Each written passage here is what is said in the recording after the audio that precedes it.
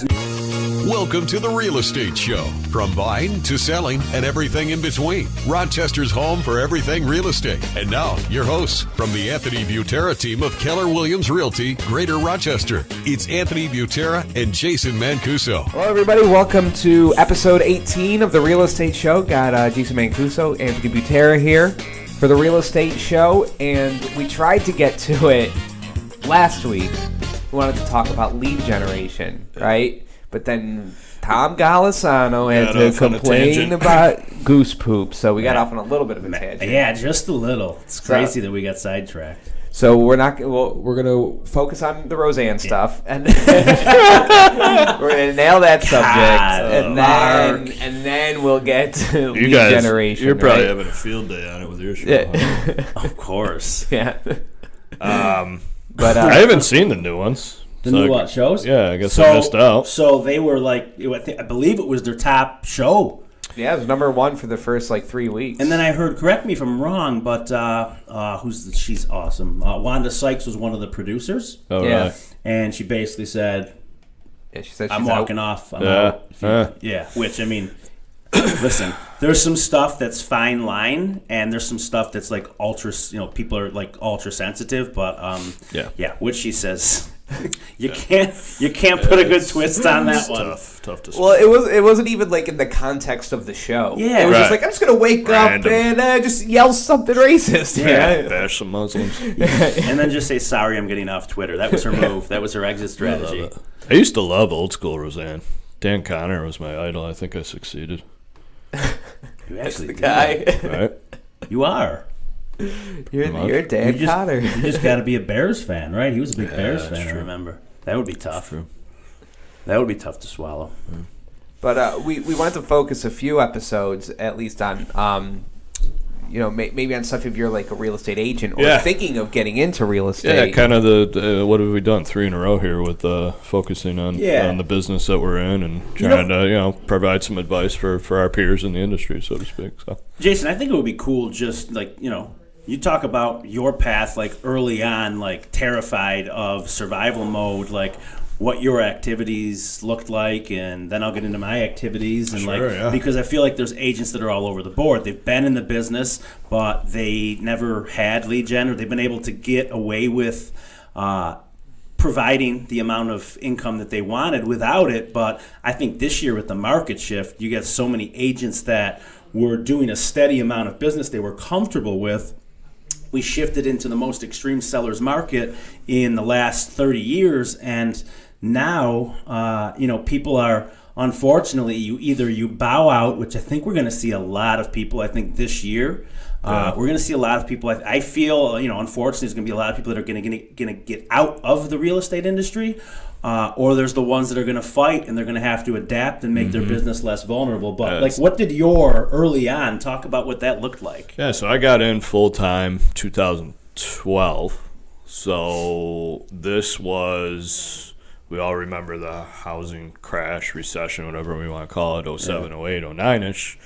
So this was kind of I would say the beginning stages of recovery or in recovery mode for the economy in general and the housing market here locally. Locally, we didn't really have a huge effect from 10 years ago. You hear South Florida, Vegas, Phoenix, California, all these markets that literally took a haircut, 50%.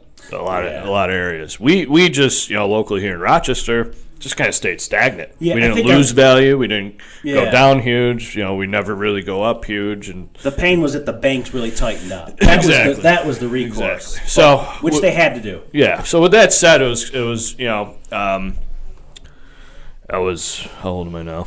So I was late 20s at the time. So getting into the mode of where a lot of my friends buying homes for the first time or moving on up, as the years go. So, for me, it was, I think any realtor, I would say 95% of the people out there that are getting into the business, they're going to struggle their first year. You're not going to come into it and make $50,000 or anything. I would, again, 95% of you are going to do that. There are some, but they're very few. Yeah. So full disclosure, I made $15,000 my first full year. $15,000. That doesn't pay the bills? That doesn't exactly pay the bills. Working my ass off, probably 80-hour weeks, just grinding, doing open houses every single weekend, Saturday and Sunday, just doing anything and everything I could get my hands on, being around the office all the time, trying to poach whatever knowledge I could and frankly poach whatever business I could, just, hey, let me take that for you, I'll take it, So, I kind of actually really started to gain some steam. I started working a lot in the city and dealing with, like cheap properties and a lot of investors and a lot of local, out of town and international investors, just people that, my other peers in the industry, a lot of people don't want to deal with the lower price points. I saw it as an opportunity. If I can do 4 of these with one guy, okay, there's average deal, 125, 150-ish in this market, and saw an opportunity to kind of build a little niche business, which happened over the course of the following 2-3 years, and then it just it started to snowball from there, as it does with any successful agent. You start off, you work your ass off, you don't really see the results immediately. It took me 6 months to do my first deal. It's with a buddy of mine. 6 months of grinding it out and then finally a deal. So it's like for most people, that 6 months, you're just beating your head against the wall and worried about failure. And that's why the failure rate in this business is so high that, eventually you just quit because you can't deal with not making money, A, and B, A and B, not making money and working your ass off to get nothing and not seeing the light at the end of the tunnel. Yeah. Luckily, I saw the light at the end of the tunnel and, had the drive to keep going at it. And then things just kept happening over the course of the next 3, 5, 6 years. Yeah, it just, people have such a lack of patience. If you get in thinking that you're going to walk in year one and make $100,000, listen, God bless you. It's been done.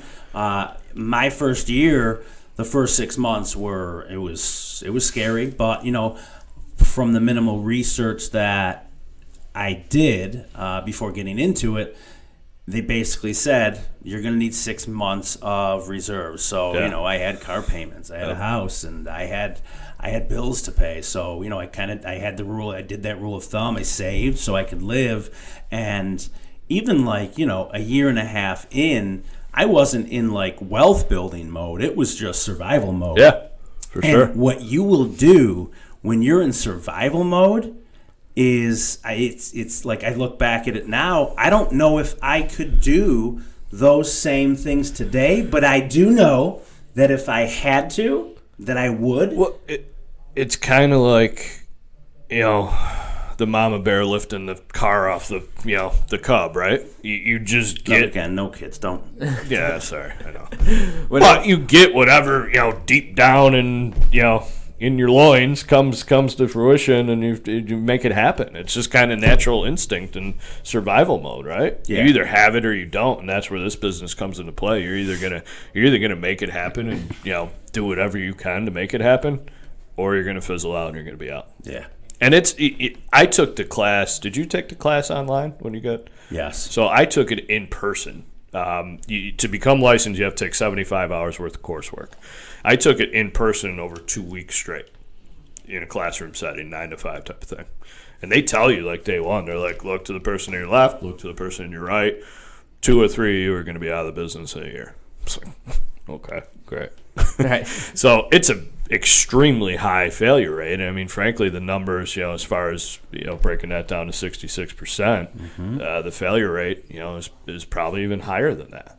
But that's just because of the nature of the beast, and that you're not going to make a ton of money right away, and you have to stick with it. You have to stick with a plan. Now, here's a mistake I made. Going back to the topic of the day, lead generation. I mean, I was more or less afraid to reach out to people that I knew and wanted to get their business, wanted to build a relationship with, and that's what's changed with my mindset over the years. But I was like, well, nobody's going to want to work with me. I'm new, Yeah. I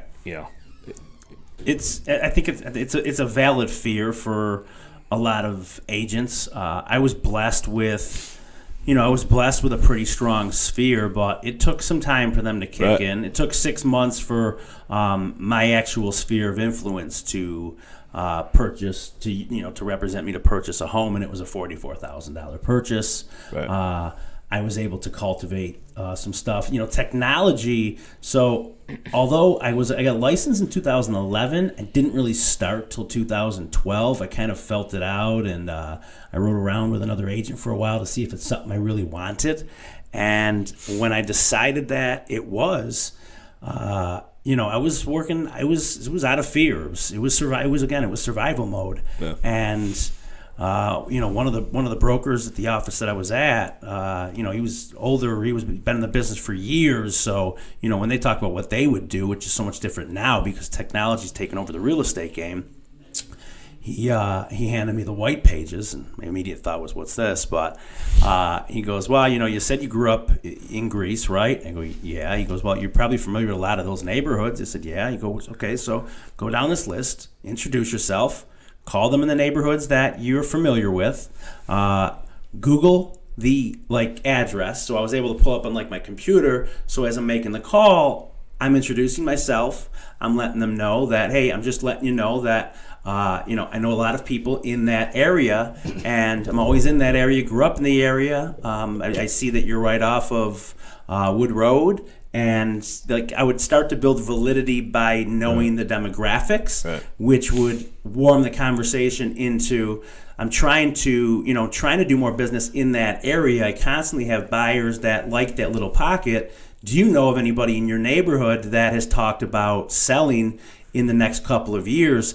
I would love to reach out and just introduce myself or somehow make a connection. And what you'll find out is, in most cases, they weren't giving the neighbor's contact info out, but you'll get info from them and say, well, it's funny that you called me because we're actually looking to downsize. Now, early on, that was 150 phone calls to get to that to get to that unicorn, right? Yep. And then once the scripts got better and you had more confidence in your in your calls, 1 out of every 100. Then when I got really good over the phone with the scripts, it was 1 out of every 50 I was able to convert into somebody in my pipeline that is going to be buying in the next 12 months. Well, and so a couple things to take away from what you just said. Biggest thing is going to be the point of bringing validity to the conversation. I mean, you mentioned scripts. You're gonna stumble the first 100 calls that you make. You're gonna sound like an idiot, which is your best friend. It just is what it is. You're gonna learn more from that than you ever will. But as you grow in the business, as as you're pounding the pavement, so to speak, you'll fine tune your craft in talking with people, and you can't come off as just sounding like a salesman. You have to come off as genuine. You have to come off as here to help, and I'm not looking to put a for sale sign in your yard today. Yeah. And have the goal to build a relationship. The other thing is kind of the closing ratio aspect of it. You're not going to talk to 10 people and have 7 homes listed or 7 buyers from it on a daily basis. I mean, you're frankly 1 out of 100 isn't all that terrible. Yeah. And that just speaks to the nature of this business in that you can't come into it expecting things to just come to you. That's the point of this lead generation conversation. Yeah. Your job is to lead generate as a realtor and go out and hunt and find your business, essentially. You have to find people to cultivate relationships with and be able to help, whether it's immediately or down the road. And then, kind of nurture everything within that, short-term and long-term, so that you can essentially close on that. One concept that's very important is, you have to kind of take a step back and look at every conversation that you're having with anybody and essentially try to close. And not necessarily close a deal, close on a sale, but what's the goal of that conversation? A lot of times starting off when you're just calling somebody out of the blue, try to get an appointment with them to meet. Yeah. Or to continue the conversation at a later date. That's a close. Mission accomplished. On to that appointment. What are you trying to achieve? Close that. And eventually that all leads to, what would be a sale. But you kind of break it down organically, step by step. You have to figure out ways, and there's, you can read every book out there, figure out different sales techniques, stuff like that. Essentially figuring out ways to close each conversation to lead to, the goal that you want, which is essentially to gain a client. Yeah. Yep. What happens is once you convert a couple, you gain confidence. Once you gain confidence, the rest is history. That dreaded daily task of making those phone calls, now you acknowledge that this is the conduit to me staying in the game. I'm doing stuff that most people aren't doing. I'm doing the stuff that the agents that I've talked to that have made it in the business and are finding a lot of success in the business, they still do. It may not be to that level, but when your budget's $0, you do what you have to do based on your budget, right? So if your budget's $0, you can still use the white pages today. There's plenty of, you can go online and pull up people's home phone numbers if you had to. So with that being said, again, you do what you have to do. And once you change your mindset around calling the people and you say, okay, I'm able to convert 1 out of every 100. And if you took your average sales price and you said, okay, so my average sales price, I'm netting a commission of around $2,200. And then you allocate that $2,200, you divide it by $100. And what's that math, Mark? $22? $22. So now you can look at it as, you know what?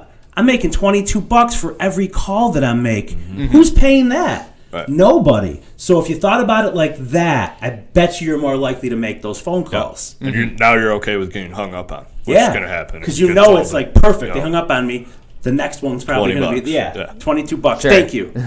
Thank you, sir. May I have another? Right. So that's the logic. And again, it's not for everybody. You have to step out of your comfort zone. Yeah, now, what lead gen has turned into from, the first time I stumbled upon you and what you were doing. I mean, you were fully, I feel like when we met, you started finding success. You had your investors lined up because investors are funny creatures. They have very limited loyalty, and in a lot of times I almost don't blame them because they acknowledge that most agents, they are priority number nothing. Right. Because they're chasing their 150 and above buyers and sellers. Like that's what they want to concentrate on. They think that when doing that, you're just distracting me from where I want to be. But if you are in the need of income, those little deals, they happen and they happen more often. So what happens is the checks are smaller.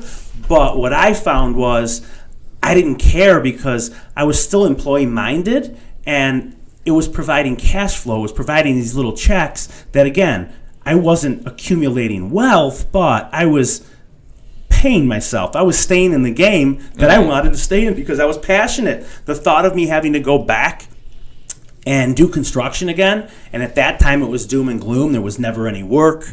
I was a union tin knocker. Basically, did HVAC work. We fabricated the duct work, welded, like all that whole industry. But that industry was doom and gloom. We had 400 members in my union, and there was consistently 200 out of work. Mm-hmm. And it was like, it took me, again, 20. I was in my late 20s. Actually, 30. I was still doing it. So it was just an eye opener for me. I said, you know what? I go, this something has to change here. If this is the best it's going to get, if I don't make the move now, I'm never going to. And then I did. I was sick of the lack of work around because Rochester commercial world at that point, nothing was happening. Mm-hmm. There was buildings closings not being built. Right. So the opportunities were limited. And what kind of gave me the entrepreneur spirit is I was when I was out of work, Craigslist, there wasn't as many guidelines or issues, so I was just... There still aren't. Yeah, exactly. It's gotten tougher for the casual encounters. So I was putting posts up. Furnace installed $1,200, and I'd get a ton of phone calls while I was out of work. Sure. And whatever. come and chase me, but I was Right, putting right. $1,200 in my pocket for furnace jobs. I was installing furnaces. I was buying the furnaces for $500. Take me a few hours to put in, and I was putting cash in my pocket. You know, I do need a new furnace. There you go. Yeah, I'll give you a call. I'll do All it. right. Yeah. I've got a guy for you. All Don't right. worry about it. But with that being said, it felt good kind of like working for myself. Then I got hooked up with a property management company, and like they were managing like 250 properties in the city, rougher areas, but they would call me for like everything, their service work. And so like I was getting steady work. So my first year in real estate, I'm not joking, I would wear a suit every single day. It was kind of like the fake it till you make it concept, but suit and tie every single day. It was the same suit because I could only afford one. Sure. It was just a different shirt and tie. Yeah. And the ties, I think, were given to me at that point. But I was showing up, like literally, I would be in the office trying to do real estate, and then next thing you know, I would be driving into the inner city in a suit, and you go to the door, and they automatically think that you're a police detective, and I have to explain that I'm here to look at the furnace, and they're going, yeah. So, but I would go on service calls because again, I wanted to stay in real estate so bad that I was willing to still do whatever I had to do. And Yeah, and so that just speaks to the passion and drive that you have to have. Because otherwise what happens first year in the business, if you're starting off and you're not making money and you're not having success that you want, and you go to Career Builder or whatever and start looking for a new full-time job to pay the bills, naturally. So you have to, you mentioned entrepreneurial spirit. yeah, You gotta, being a realtor, I feel like the perception out there for the public is just like, okay, here's a guy out there with a sign in the yard or showing houses. But you have to be in the mindset that you are a business owner. If you're in this business and you're not familiar with a P&L, profit and loss statement, or budget. you're screwed. You own your own business. You work for yourself. You don't want to be in the mess that come tax season you have no money to pay your taxes. Yeah. Even though you made money that year, because you're not properly managing your own business. So you have to wear every hat, CEO, CFO, everything. So What's happened is the conventional brokerages, they allowed and encouraged the agents to be employee minded, and they were and there's still some in town that their mindset is, you stay here, we give you a less of a split, but we're taking care of all this stuff for you. So they want their agents to remain employee minded because they retain out of fear of becoming a business owner. Right. That's their retaining value, is the fear of becoming a business owner. Guess what? You're a 1099. You are a business owner. You don't pay taxes on those commission checks. You owe them at the end of the year. You are a business owner. Right. But when you're treated as an employee, you look at the business as an employee. And when you own a business, but you treat it as if you are the employee and not the CEO, it changes the way you wake up and go to work every day. Right. The agents I see dragging across and they're frustrated, they're not business owners. For me, like, when the shit hits the fan or something falls apart, like, it's like, okay, this is why I am who I am.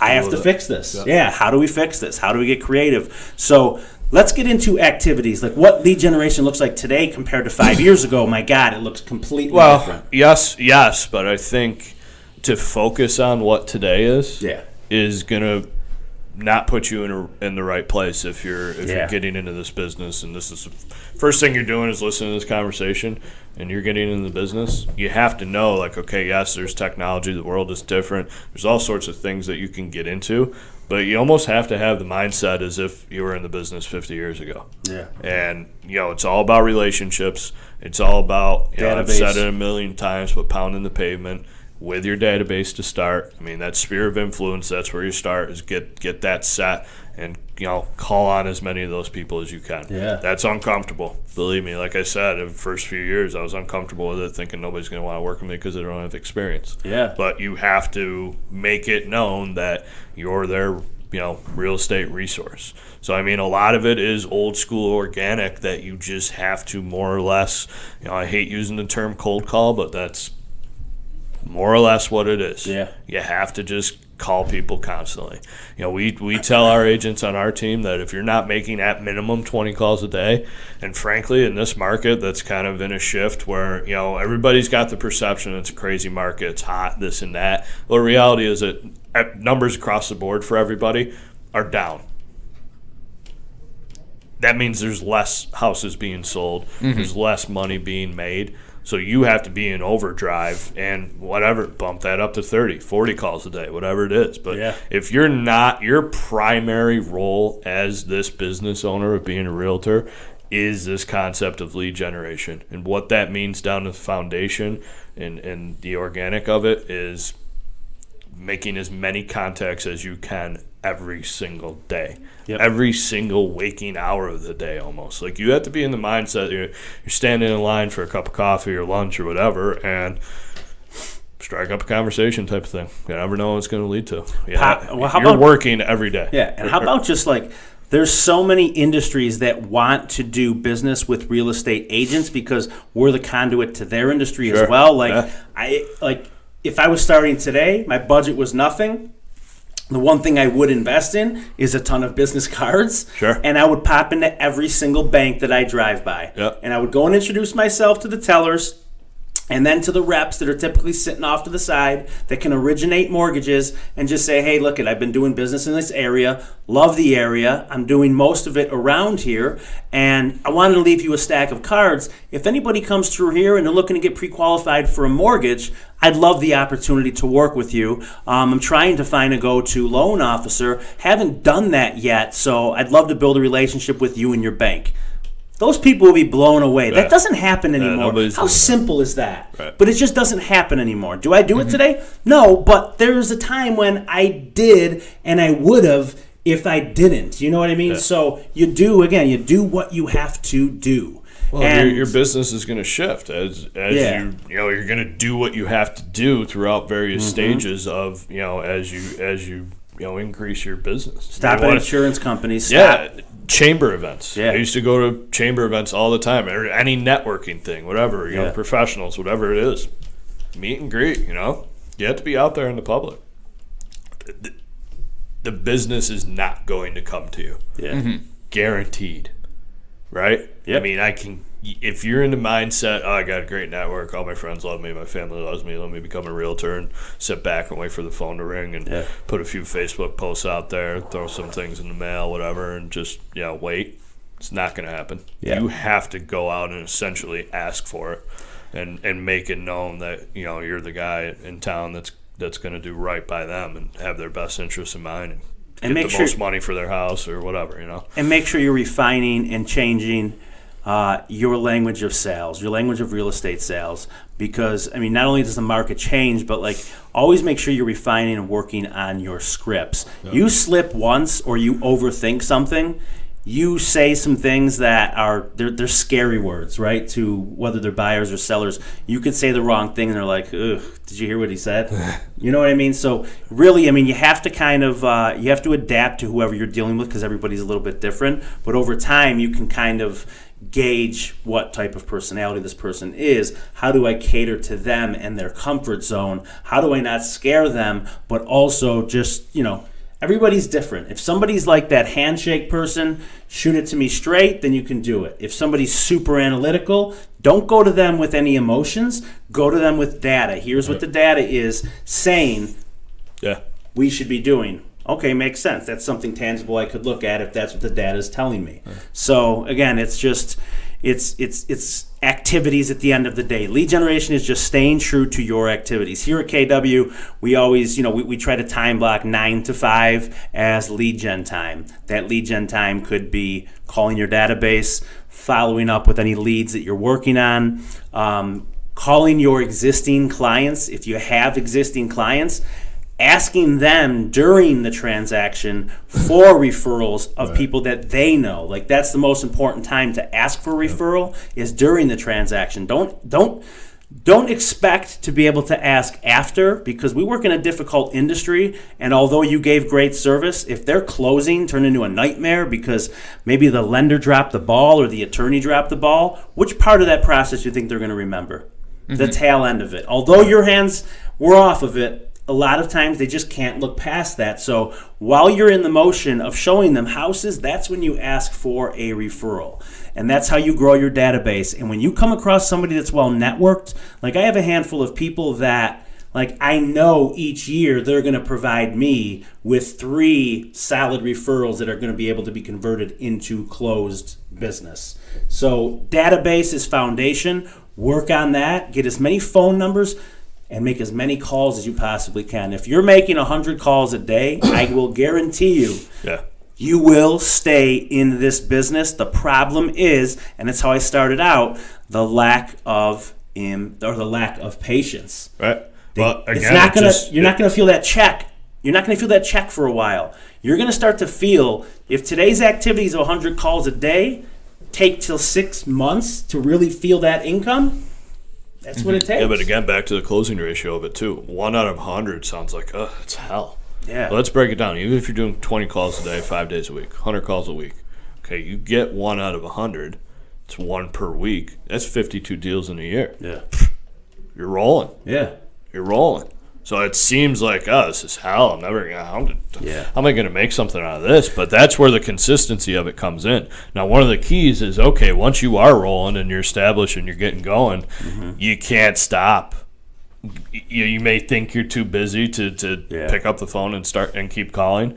But if you do, now your business suffers 3 months later, 6 months later, whatever. If you stop lead generating, calling, whatever you want to call it at any time, you're going to suffer down the road. Yeah. So even us in our positions where our team sold the most homes in Monroe County last year, this is what we have to do every day. If we stop, the business stops.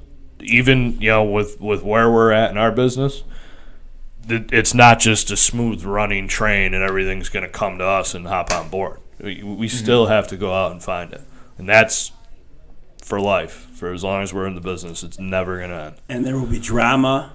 And what making it looks like is you can depend that you're going to have drama every day. You're going to have a difficult phone call to make every day. You are going to have to deal with a lot of emotional, whether they're, elderly couples that are going towards like assisted living and like hesitant and they're fighting with the kids. You got to deal with those dynamics. Divorces are tough. You turn into a marriage counselor even though you're not getting paid for it. So, But to be fair, some people love that stuff. Sure. You're going to be real estate agents / psychiatrists,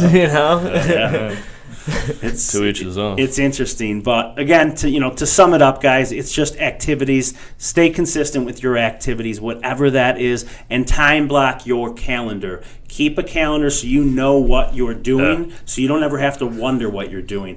Build your next day out. If that's the gym at 6, or if that's the gym at 8, or if that's the gym at 2, or at 9 p.m., put it in there. Doesn't matter what your calendar looks like as long as the activities that you have to accomplish are blocked out in there. Otherwise, you're not going to do it. Yeah. If you just say, all right, I'll get to the 20 calls at some point, it's not going to happen. 6 o'clock rolls around. And push it off and push it off. You pick up your fish sandwich and a 6-pack and it's over. Yeah. Fish sandwich. Yeah, what's wrong with that? All right. Is that like the real estate agent sandwich? Yeah, filet of fish wrappers all over my car. over his car? Just filet of fish wrappers. And he actually... Like Michael Scott in The Office. Yes, for breakfast. That's right. I love it. Keep it up with Lent. Yes. The filet of fish. All year long. Well, cool. So episode 18 of The Real Estate Show, and you can subscribe on iTunes and Stitcher, and we're on YouTube. You can subscribe there as well. AnthonyButerraTeam.com, and just click on the Real Estate Show tab, and everything you need is right there. Thanks for listening. Thanks, guys. Thanks for listening to The Real Estate Show. Find us on Facebook, iTunes, Stitcher, and YouTube. If you're looking to sell or buy, talk to the Anthony Butera team of Keller Williams Realty, Greater Rochester. Visit AnthonyButerraTeam.com.